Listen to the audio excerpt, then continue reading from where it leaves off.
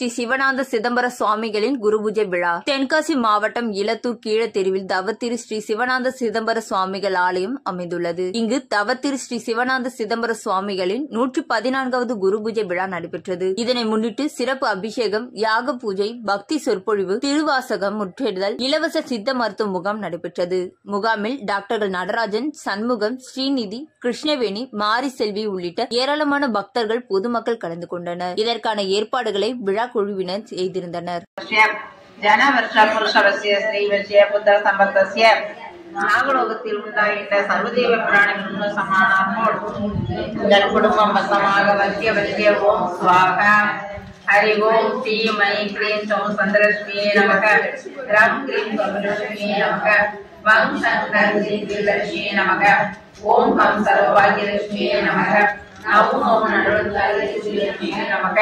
ஜெய் வசிய பூத வசிய லோக வசிய